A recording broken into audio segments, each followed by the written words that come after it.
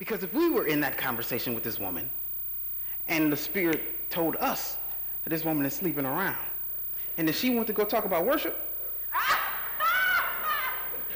well, hold up. Before we talk about worship, we need to talk about what you just said.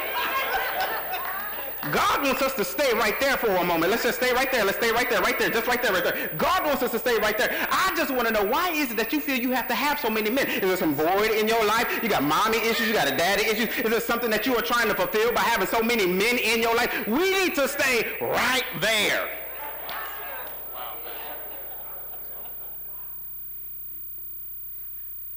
That's not what Jesus did.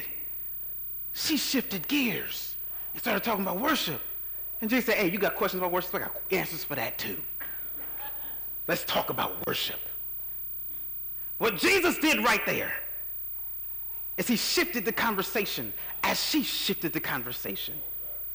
Because one thing that we forget is this: you cannot lead anybody unless they have first made the agreement to call you teacher.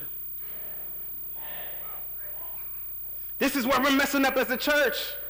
We're talking about what we want to talk about. And out there they're talking about something completely different. And they come in here and they're saying this church is irrelevant to my life because they're never talking about the real issues that are happening with me. Society is speaking to us very loud and very clear whenever we hear reports that people are just increasing their debt and going into bankruptcy because they spent too much money during the holiday season. It's a generation of people in America right now who have no idea the difference between a want and a need.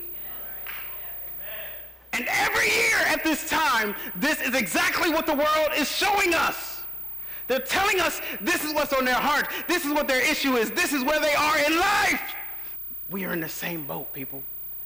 So we could talk to the world. We could talk to society. And we can tell them something. We can tell them what Jesus Christ told this woman on this particular day. You came here thirsting for one thing. But I got something for you. That when you experience this thing, you'll never thirst again. When Jesus first had the conversation with this woman, he knew she was having issues with relationships. He knew she had voids inside of her. That's probably one of the first things he said was, experience my love. You'll never be thirsty for that type of love again. And what we have lost in Christianity at our core and our spirituality is that peace and satisfaction that comes from experiencing him.